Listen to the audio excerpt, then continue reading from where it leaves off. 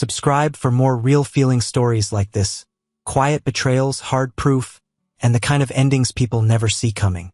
I wasn't supposed to be at that party. I wasn't even dressed for it.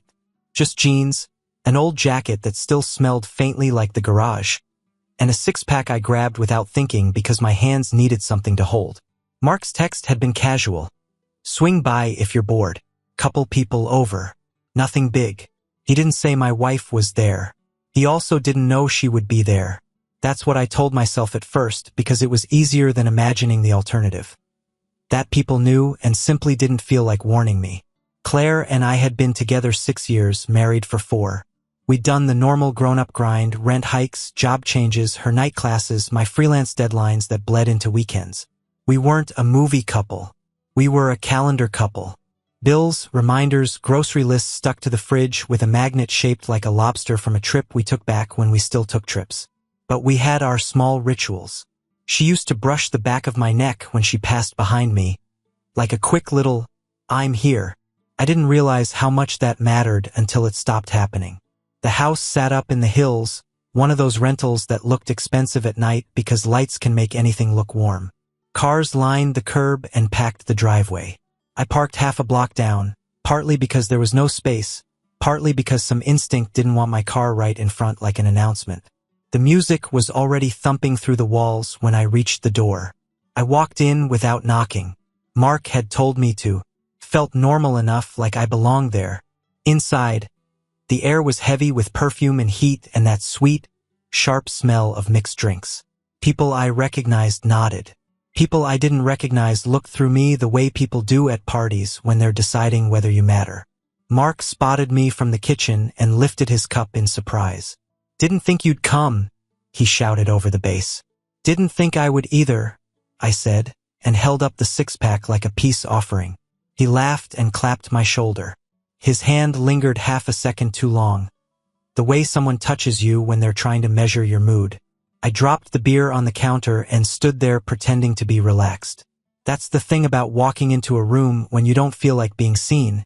You try to make yourself small without looking like you're trying. I took one bottle, twisted the cap, and sipped.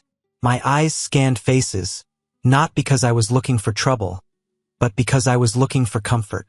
Someone to talk to, something to anchor me. That's when I heard her laugh. Not her polite laugh. Not the one she used at work events, the careful one that said, "I'm friendly but I'm leaving early." This laugh was loose, unfiltered, the kind of laugh that comes from being fully present. It hit me like a memory. I turned toward the hallway where the light was dimmer, where people drifted in and out like shadows. She appeared near a bedroom door. For a second my brain tried to place her like this made sense. Claire, my wife, at a friend's party, leaning against a doorframe like she owned the moment. Her hair was slightly messy in a way that didn't look accidental. Her blouse was crooked, like she'd rushed to fix it and didn't quite succeed. Nothing explicit, nothing you could point at and shout, but the whole scene was wrong in the way a crooked picture frame is wrong. You can't ignore it once you see it. And then a man stepped into view behind her. I didn't know him, but I knew what he was doing there because his hand settled at the small of her back with a familiarity that wasn't friendly. Claire's body shifted toward him like it belonged there, like it had done that before. They weren't arguing. They weren't even whispering urgently. They were comfortable, like the world outside that hallway didn't exist. Her eyes met mine and the change in her face was immediate, like someone flipped a switch. Her smile didn't fade. It shattered. She went from bright to blank to panicked in one breath. The man behind her froze, too, but not in shock. More like annoyance, like an interrupted plan. I stood there with the bottle halfway to my mouth and felt the sound of the party disappear. The bass, the laughter, the clinking glass. None of it reached me anymore. It was just her eyes locked on mine and the little twitch at the corner of her mouth like she was trying to assemble words fast enough to save herself. I didn't give her the chance. I didn't yell. I didn't demand anything. I didn't make the scene that movies teach you to make. I lowered the bottle, set it carefully on a nearby table like my hands were being watched by a judge, and turned around. Mark called my name once. I kept walking. I passed strangers who kept laughing, oblivious. I walked out the front door and didn't bother to close it behind me.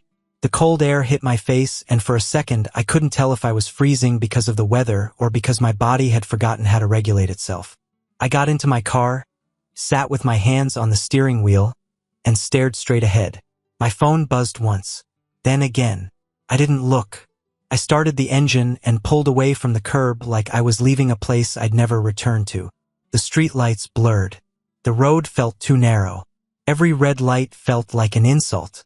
My mind kept trying to replay it differently, trying to insert a version of me who did something decisive, something clever, something that would make it hurt less.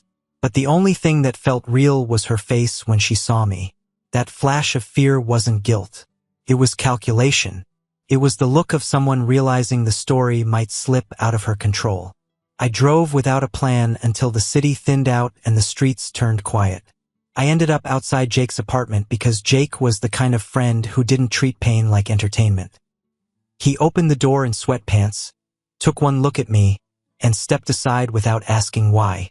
I walked in, sat on the edge of his couch, and finally looked at my phone. 6 missed calls. 11 messages. All from Claire. The first one was just my name. The second said, please. The third said, it's not what you think. I stared at that line until my eyes burned. Because it wasn't what I thought. It was worse. What I thought was that she'd made a mistake. What I saw was that she'd made a space for herself where I didn't exist at all. Jake came back from the kitchen with a glass of water and set it on the table like he was placing something fragile. You want to talk? He asked quietly. I shook my head. Okay, he said. Then just breathe. I tried. But my chest felt too tight, like there was a belt around it.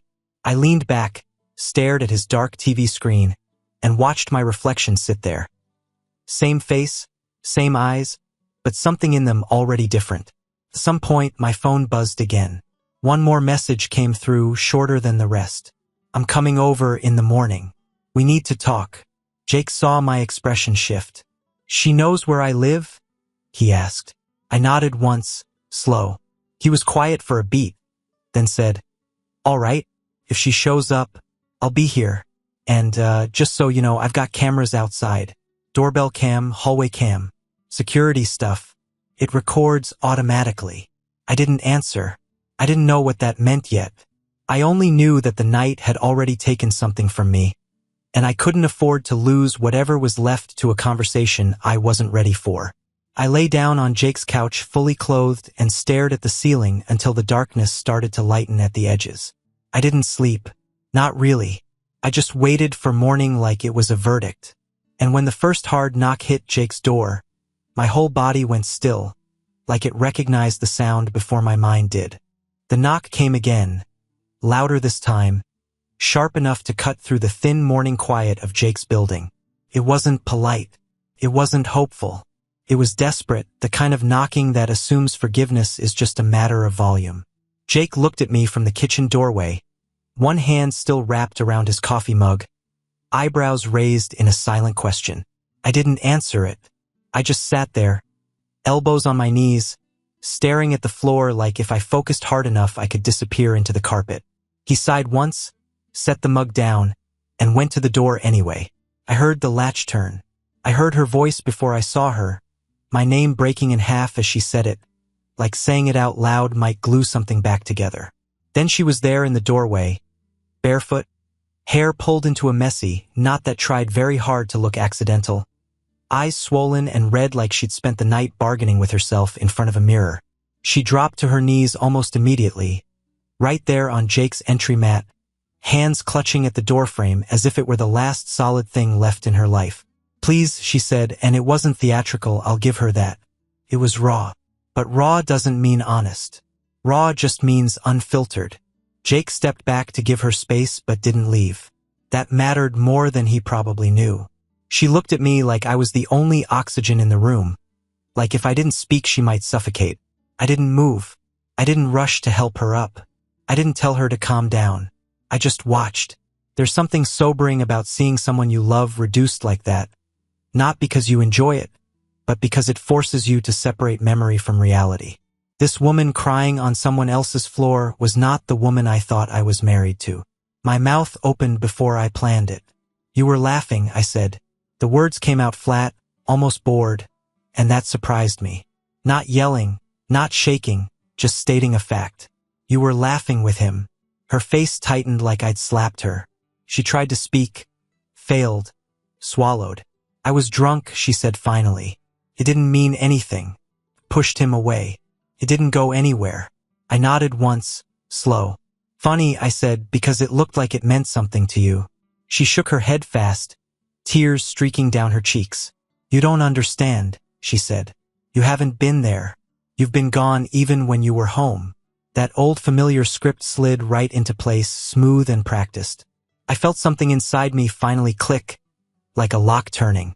Get up, I said quietly. I can't talk to you like this. She hesitated, then stood, wobbling slightly like her legs weren't used to carrying the weight of consequences. She took a step toward me. Jake cleared his throat. She stopped. That pause told me more than any confession could. She sat on the edge of the couch instead, hands folded tight in her lap, shoulders hunched inward like she was trying to shrink herself into someone worthy of sympathy. I didn't ask how long. I didn't ask who he was. I already knew the answers would only make things heavier. What I asked instead surprised both of us. Did you think I wouldn't care? Her eyes flicked up to mine, startled. Of course I thought you'd care, she said quickly. I just didn't think you'd, see. There it was. Not regret for what she'd done. Relief that she hadn't planned for discovery. Jake shifted behind her, and I saw his jaw tighten. He looked at me then, just once, and said, There's something you should know. Claire turned around sharply. What is he talking about? She asked. Jake didn't answer her. He looked at me. The cameras I mentioned last night, he said. They picked up more than the front door. Motion sensors. Audio too. Her face drained of color. Cameras? She repeated like the word itself offended her. Jake pulled his phone out slowly, deliberately. I didn't watch the screen. I watched her. Watched the moment she realized the ground was gone beneath her feet. I don't want to see it, she whispered, already knowing what it contained. You don't have to, I said. I already did. She looked at me then with something close to panic. I didn't sleep with him, she said again, louder this time, like volume could change facts. Jake spoke calmly. The footage doesn't show everything, he said, but it shows enough. The hallway, the door, the sound. Her hands flew to her face. Oh God, she said. Oh God. Not my name.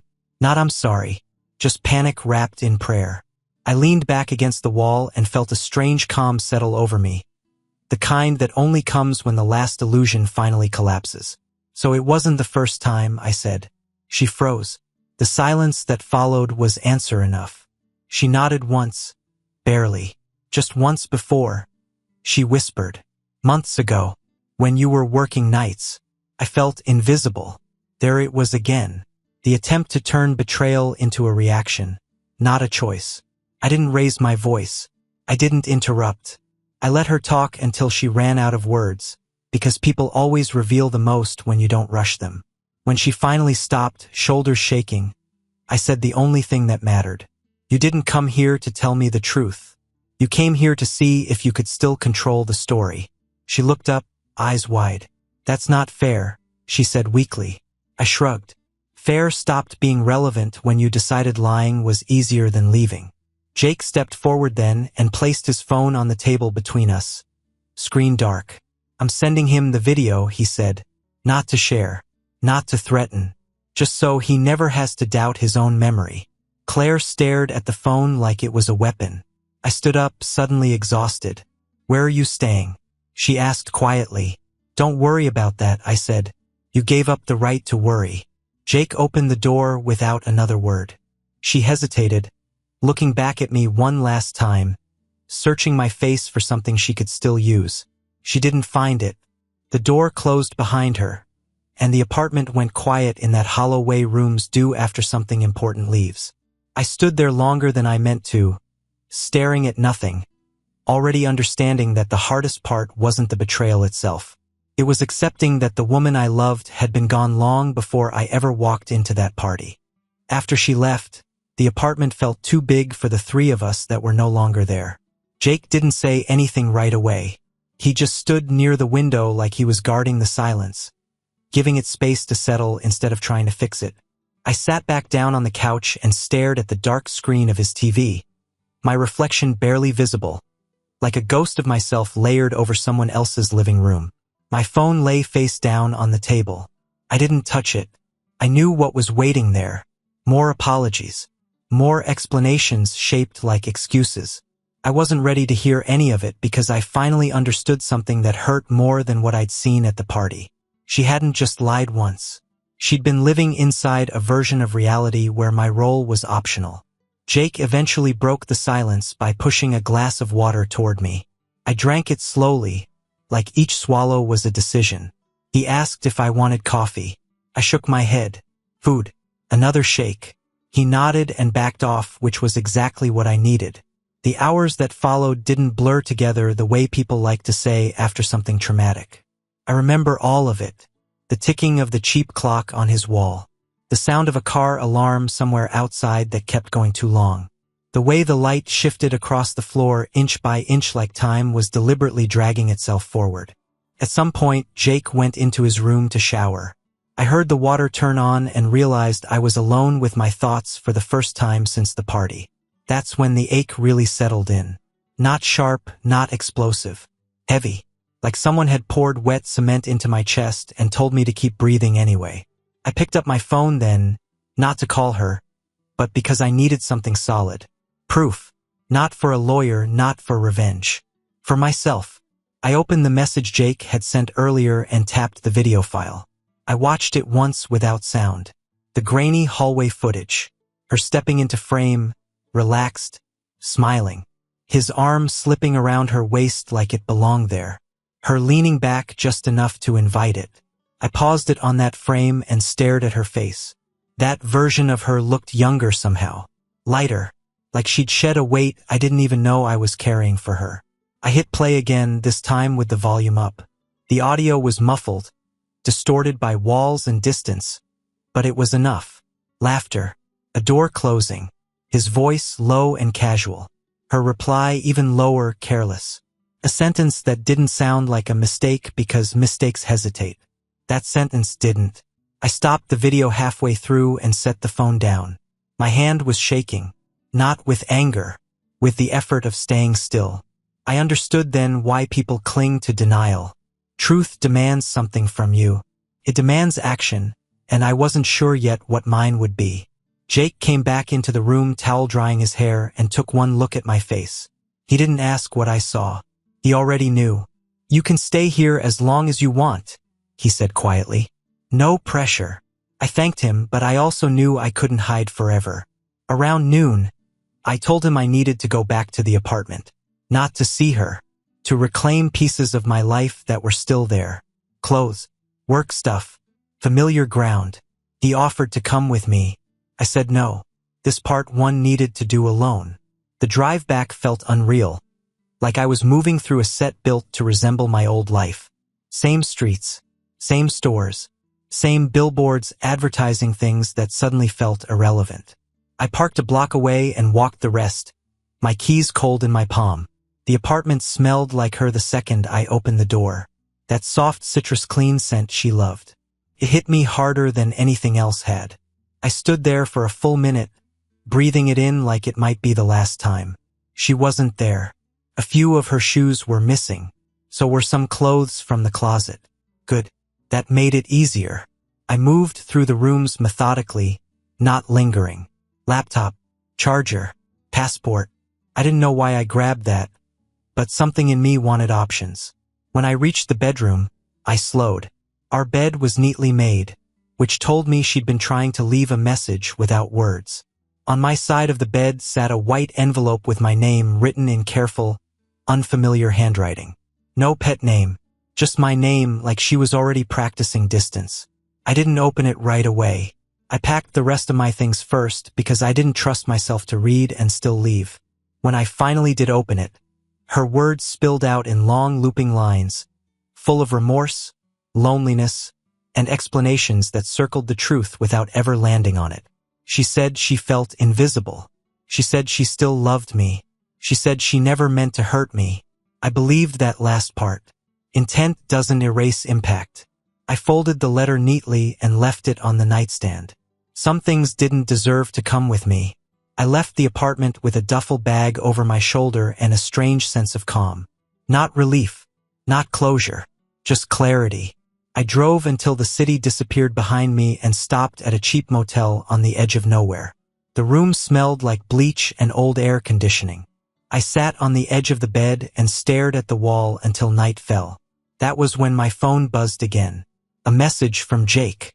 Short, direct. I checked older footage. Same guy, different night. You should see this. I stared at the screen, my pulse slow but steady. Whatever came next, I knew one thing for certain. I wasn't done learning the truth yet. Jake arrived just after dawn. I hadn't slept more than an hour, maybe two, but my body felt wired, alert in a way that wasn't healthy but was useful.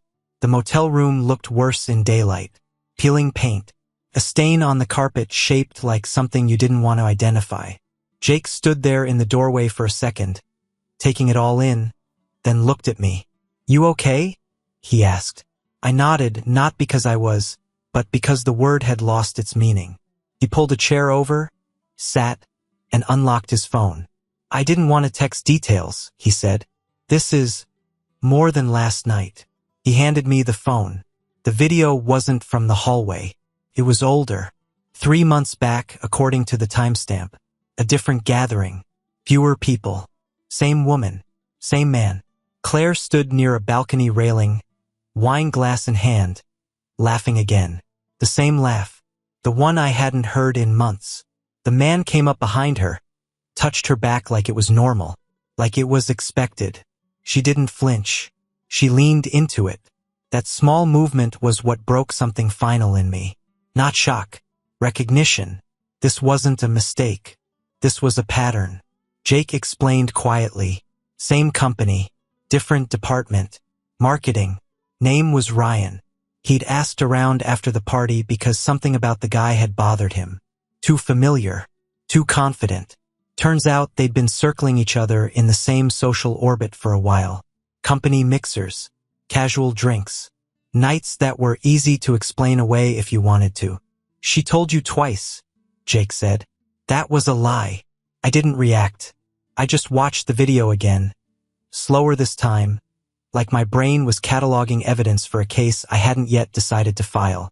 I handed the phone back. Send it to me, I said. He did. No questions. No commentary. Just action. When the file landed in my inbox, something settled in me. Not peace. Purpose. Jake watched my face carefully. What are you thinking? He asked. I took a breath. I'm done protecting her, I said. I'm done being quiet in private. He nodded once. He knew me well enough to understand what that meant. We talked for a while. Not about feelings. About logistics. Who knew what? Who would believe what? Not because I wanted to convince anyone, but because I wanted control over how this ended. Claire had already rewritten the story in her head once. I wasn't going to let her do it again. I told Jake I needed a few days. Time to think. Time to decide what kind of ending I could live with. Those days passed slowly. I stayed off social media. Ignored messages from people who suddenly cared now that rumors were starting to circulate. Claire tried calling twice. I didn't answer.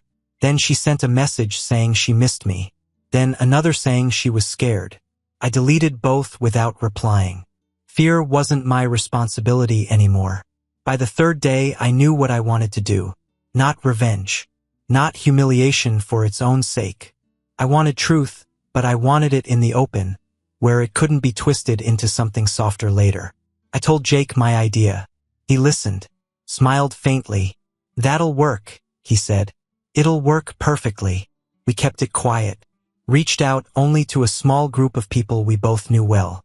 I told them I was thinking about closure, about talking things through, maybe even forgiveness. I didn't lie outright. I just let them assume the version of the story they wanted. That's the thing about hope. People do most of the work for you. Word spread faster than I expected. By the end of the day, people were texting me encouragement. telling me how strong I was, how lucky Claire was that I was even considering talking. I booked a private room at a restaurant we used to like. Brick walls, low lights, the kind of place that made conversations feel important. Jake handled the technical side. Laptop, screen, audio tested twice. Then again, we weren't leaving anything to chance. The file sat there, waiting, like a held breath. The night arrived quietly. People filtered in, hugging me, asking how I'd been. I smiled when appropriate, nodded when expected. Claire arrived last. She wore a dress I'd always liked. Green, soft, familiar. She looked nervous but hopeful, which told me she still didn't understand what was happening. She sat beside me, close enough to touch. She didn't. Dinner passed in fragments. Small talk, careful laughter. I could feel her watching me when she thought I wasn't looking, searching my face for signs of mercy. I gave her nothing. When the plates were cleared, I stood and lifted my glass. The room quieted. "Thank you for coming," I said. "I know things have been confusing." Claire's shoulders relaxed just a little. That was the last gift I gave her. I nodded to Jake. The screen behind me came alive. The room watched. I didn't. I listened. The laughter. The door. Her voice. When it ended, the silence was absolute. I turned and faced her. She looked small, exposed, real. "I didn't bring you here to punish you," I said calmly. "I brought you here so I wouldn't have to carry this alone anymore." She opened her mouth. I raised a hand. "No," I said. "You've said enough." I walked out first. That part mattered. I didn't run when I left that room. I didn't rush. I walked the length of the restaurant at the same pace I'd used walking in, past the bar, past the hostess stand, past people who suddenly didn't know where to look. The cool night air hit my face as I stepped outside, and for the first time in weeks my chest expanded without resistance. Not relief exactly, more like release, the kind that comes after holding your breath so long you forget what breathing feels like.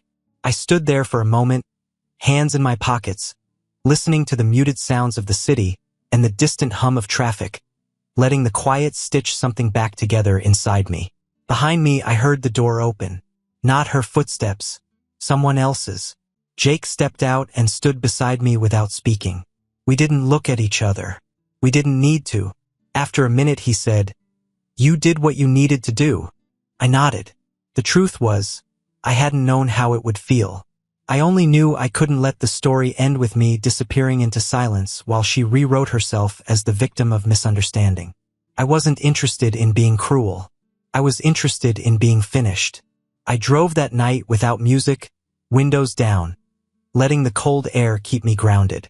I didn't go back to the motel. I didn't go back to the apartment. I drove until the city thinned into long stretches of dark road, until the sky began to lighten at the edges. Somewhere near sunrise, I pulled into a rest stop and sat there watching the horizon change color. My phone buzzed once. A message from Claire. I didn't open it. Whatever it said belonged to a version of me that no longer existed. The days that followed were quieter than I expected. No dramatic confrontations. No sudden apologies that changed everything. People reached out, some awkwardly, some sincerely. A few thanked me for being honest. A few said nothing at all. That was fine. I wasn't taking attendance. Claire moved out completely within the week. We communicated through short, factual messages about logistics. No emotion. No blame. She tried once to ask if there was any chance we could talk. Really talk. I told her the truth. We already had. She just didn't like the outcome. I kept the video. Not to watch. Not to show. It stayed buried in a folder on my laptop like a sealed document. Something I knew was there if my memory ever tried to soften the edges. That's the danger people don't warn you about. Time has a way of sanding down pain until you start questioning whether it was ever sharp at all. I wasn't going to let nostalgia rewrite reality. I found a small place a few towns over. Nothing special. Clean. Quiet. Mine. I unpacked slowly, deliberately, choosing what stayed and what didn't. Some things surprised me. I kept the stupid lobster magnet. I threw away the framed photos without hesitation. Healing, I learned, isn't about erasing the past. It's about choosing what parts get to follow you forward. Weeks later, I ran into someone from that dinner. They told me Claire had left early that night, alone. That people had sat there for a long time afterward, uncomfortable, unsure what to say. Someone eventually raised a glass and said something about clarity. Someone else about peace. I smiled when I heard that. Felt right. Not because she was exposed, but because I wasn't hidden anymore. Sometimes I still think about the party, about the moment I froze in that hallway. But when I do, it's different now. I don't imagine shouting or breaking things or demanding explanations. I remember the choice I made instead. To walk away, to stay silent, to let truth speak in its own time and place. That choice didn't make me weak. It saved me. If you're listening to this and you're standing in your own version of that hallway, unsure whether to turn back or move forward, hear this clearly. Silence isn't always surrender. Sometimes it's strategy. Sometimes it's self-respect. And sometimes the loudest thing you can do is refuse to play a role you were never meant to fill. Subscribe if you want more stories like this. Not fantasies. Not shouting matches. Just real moments, hard truths, and the quiet decisions that change ever.